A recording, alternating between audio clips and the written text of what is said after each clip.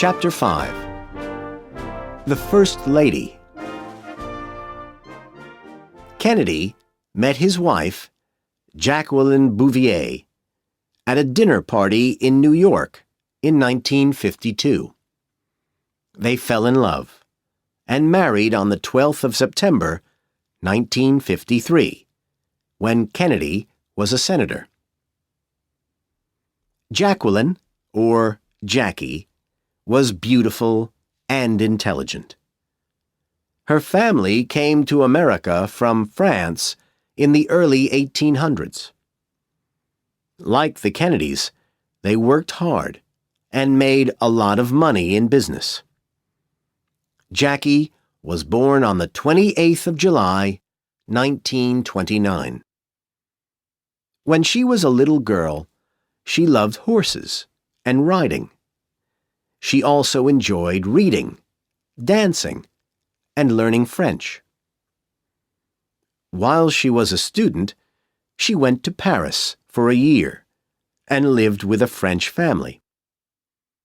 When Jackie met Kennedy, she had a job with the Washington Times-Herald newspaper.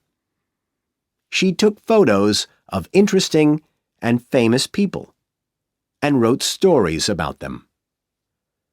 When Kennedy became the presidential candidate for the Democrats, Jackie helped him. He traveled to many places in the U.S., and Jackie often went too.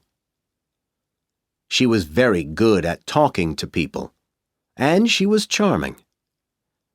People liked Jackie a lot. She talked to newspapers and wrote hundreds of letters, telling people about her husband. The wife of the U.S. President is called the First Lady. In early 1961, the new president and his First Lady moved into the White House, home of the U.S. President in Washington since 1800. The White House was a beautiful building, but many of the rooms were not very interesting. So Jackie decided to give the White House a new look, and she brought pictures and other things from all over America. When everything was ready, 80 million Americans watched Jackie on TV, showing the White House to the country. Kennedy and Jackie were different from other U.S. presidents and first ladies. In some ways, they were like film stars. They were young and good-looking, and their pictures were often in the newspapers. The American people were very interested in the Kennedys, and they enjoyed reading about them. Many women admired Jackie's clothes. When Kennedy visited other countries, Jackie often went too, and met heads of government. The Kennedys also had dinner parties at the White House. Many people came, not only important political people, but also people famous in music and film. But not everything in the Kennedys' lives was happy. In 1956, Jackie had a daughter, but the little girl was born dead. Then they had two more children, Caroline, born in 1957, and John, born in 1960.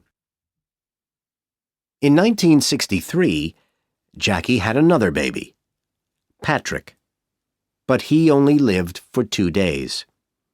And Kennedy still had bad problems with his back and other illnesses. Jackie wanted to help her husband and do her best for her country, but she also wanted to be a good mother. She wanted the White House to be a real home for her children. She made one of the rooms into a small school for Caroline and 10 other children. In the garden, there was a treehouse where Caroline and John could play. The White House was the president's house, but it was a family home, too.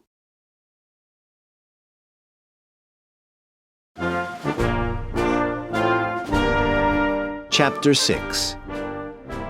The Cold War. One of Kennedy's most difficult problems was America's relationship with the USSR.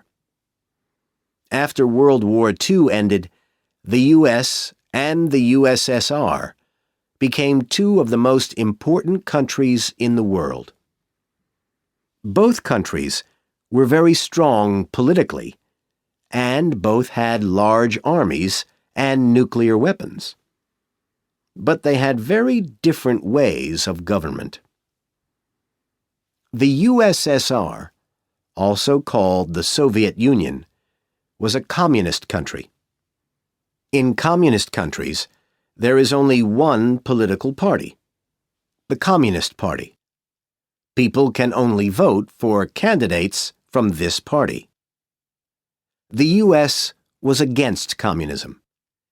It did not agree with the communist way of life, and it thought that communist ideas were dangerous. After World War II, the relationship between the U.S. and the USSR got worse. In a way, the two countries were at war with each other, but there was no open fighting between Soviet soldiers from the USSR and U.S. soldiers. So this war was called the Cold War. On one side was the U.S. and countries in the west of Europe, like Britain and France. On the other side was the USSR and the countries that it controlled in the east of Europe. In June 1961, Kennedy asked the leader of the USSR, Nikita Khrushchev, to meet him in Vienna for talks. He was hoping that the U.S. could begin a better relationship with the USSR. Most of all, he wanted to talk to Khrushchev about an important problem: Berlin. After World War II, the U.S., Britain, France, and the USSR divided Germany into 4 parts. The USSR controlled one part, and the U.S., Britain, and France controlled the other 3 parts. Berlin was in the part of Germany which the USSR controlled. Berlin was also in 2 parts.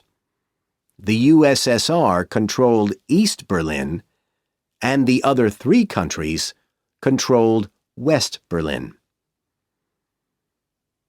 The USSR was a communist country, so the government of East Berlin was communist too. But many citizens of East Berlin did not want to live under a communist government.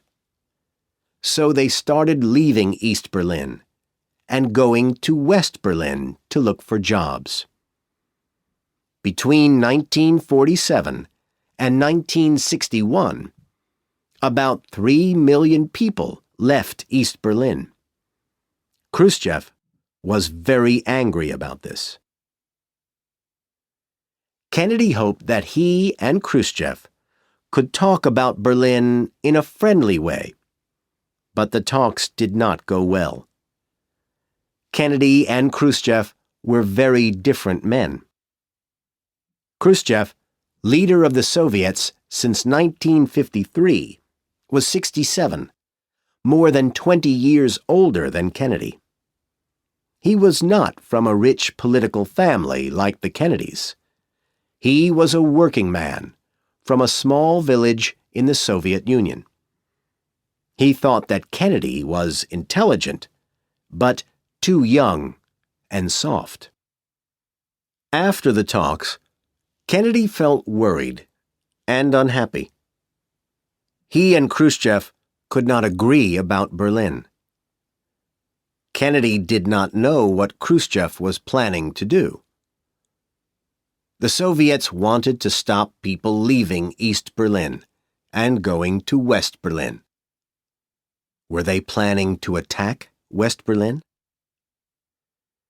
If the Soviets attack West Berlin, Kennedy thought worriedly, then the U.S. will have to protect it. We'll have to fight the Soviets. But Khrushchev did not want open war. He had another plan.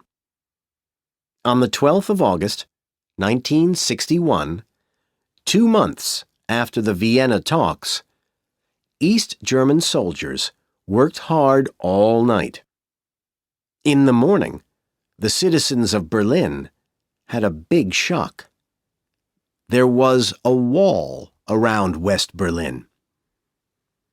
The wall divided many people from their friends and families in the other part of Berlin. The Berlin Wall shocked people all over the world. During the next few years, about 5,000 people escaped from East Berlin to West Berlin. But it was not easy to get over the wall. There were soldiers with guns along the wall, and they shot anyone who tried to escape. Many people in Berlin were angry with the U.S. Why didn't the U.S. protect the citizens of East Berlin?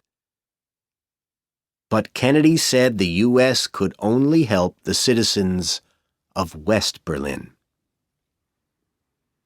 In June 1963, Kennedy went to West Berlin and stood in front of the wall.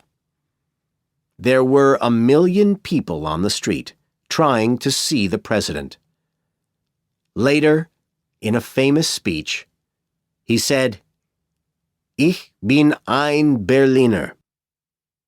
I am a citizen of Berlin." He told people why the East German way of government could never work. He said that it was not always easy to be free, but we never had to put a wall up to keep our people in. Kennedy promised that the U.S. would go on helping the citizens of West Berlin. They were very happy with him, and Kennedy was happy too. When he left Berlin, he said to a friend, "We'll never have another day like this one, as long as we live."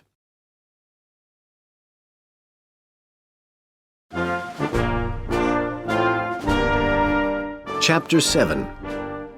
Problems in Cuba. In April 1961, 3 months after Kennedy became president, he had a big problem with Cuba. The government of Cuba was communist. The U.S. president before Kennedy, President Eisenhower, was very worried about Fidel Castro, the leader of Cuba. He thought that Castro was very dangerous. Cuba is in the Caribbean Sea, near to the state of Florida, in the south of the U.S. Castro had a strong army, and Eisenhower was worried that he was planning to attack the U.S.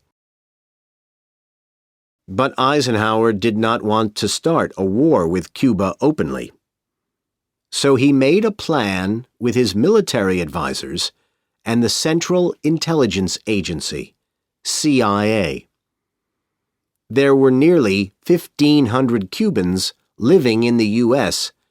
who did not agree with Castro's government and who were ready to fight him. If the U.S. Army trains these Cubans, thought Eisenhower, we can send them to attack Castro. But we will not use U.S. soldiers in the attack.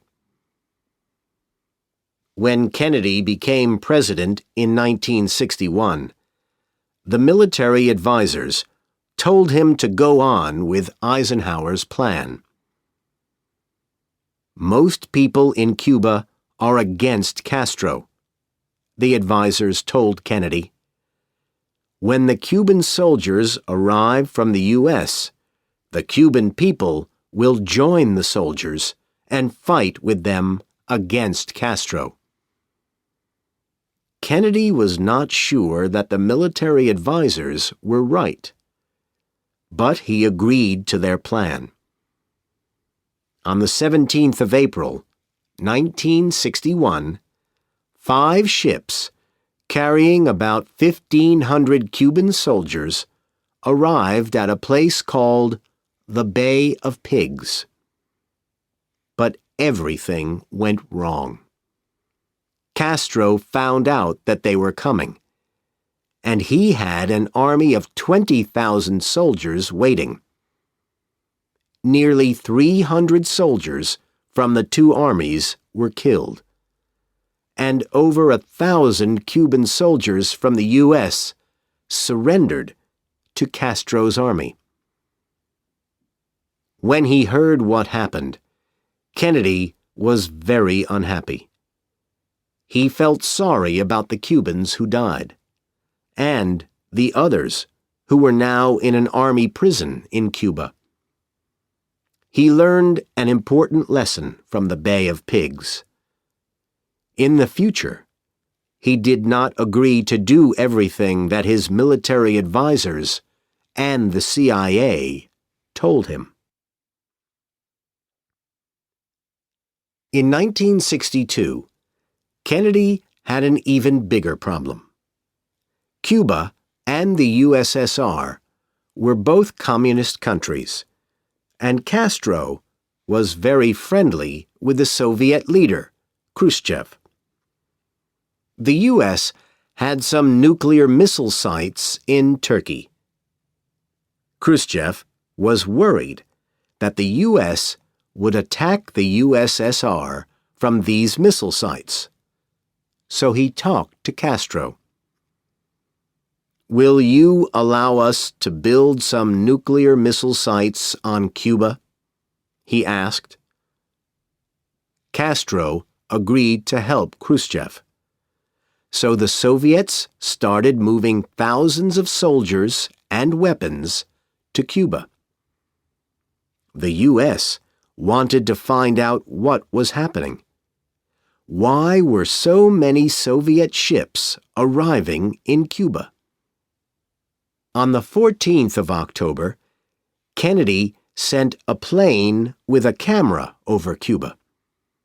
It came back with pictures that showed the missile sites.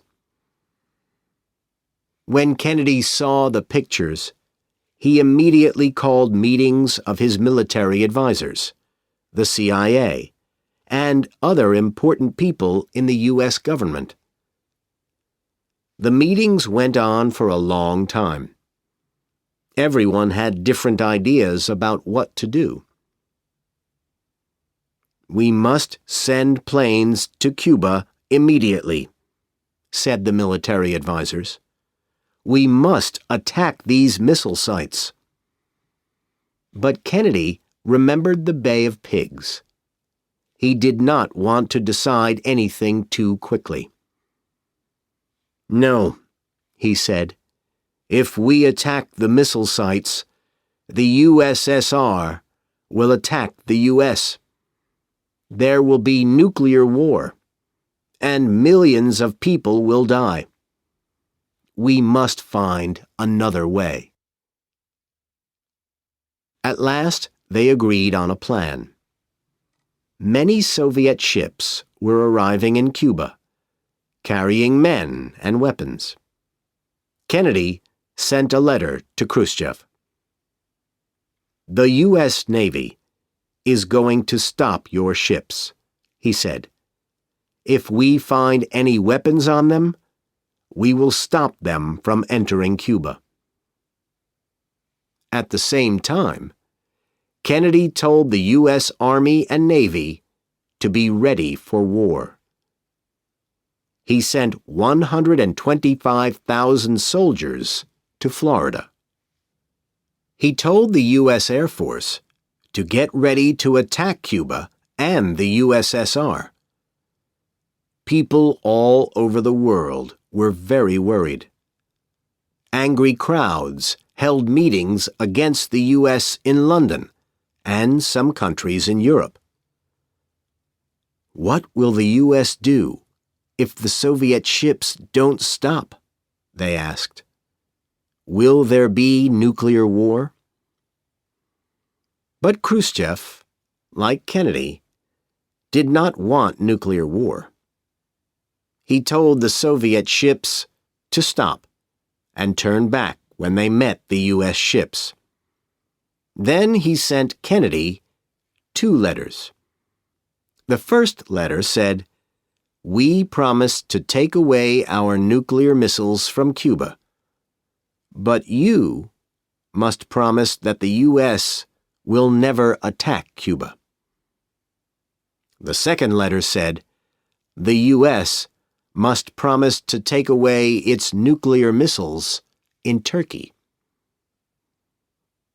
Kennedy wrote back to Khrushchev, agreeing openly to the first letter. He also agreed to the second letter, but secretly. Many people admired Kennedy for stopping a nuclear war with the USSR. In November 1962, there were elections, and Kennedy's party, the Democrats, got more votes than before. And Khrushchev learned something about the new U.S. president. He learned that Kennedy was a strong leader.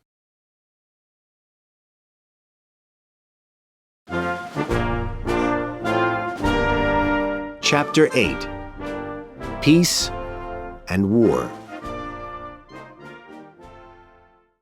Kennedy's greatest hope was for world peace. He fought in World War II himself, and he saw that war was a terrible thing in which millions of people died. His older brother Joe was killed in war. Kennedy did not want to start another war, and he did not want to go to war only because his military advisors told him to. If countries can understand each other better, he thought, they will not be so ready to fight. Kennedy began to think of ways that he could help world peace. Soon after he became president in 1961, he had a wonderful new idea. He started the Peace Corps for young Americans who wanted to do something to help another country. The Peace Corps is still going on today. Young people who join the Peace Corps travel to countries like Jamaica, Ghana, and Indonesia. They live there for 2 years, working with the people in that country and helping them. They do not get any money, but they learn about that country, and the people there learn about the U.S. Since 1961, more than 200,000 young Americans have joined the Peace Corps. Both Republican and Democratic governments agree that the Peace Corps is a very good thing and give money to it. Kennedy did other things to help peace, too. On the 10th of June, 1963, he made a famous speech, the Peace Speech, at American University in Washington, D.C. He talked about the dangers of nuclear war and the need for countries to live side by side in peace. But there was still trouble in some parts of the world. One big problem was Vietnam in Southeast Asia. North Vietnam was a communist country, but South Vietnam was not. North Vietnam had a strong army the NLF, which wanted to control South Vietnam, and was already controlling many villages. President Eisenhower and his government were very worried about North Vietnam. They were afraid that the North Vietnamese communists would control first South Vietnam and then other countries in Asia. So they sent money and military advisors to help the South Vietnamese government. When Kennedy became president, his government went on helping South Vietnam. The leader of the South Vietnamese government was a Catholic politician called Ngo Dinh Diem. But sometimes there were problems with Diem.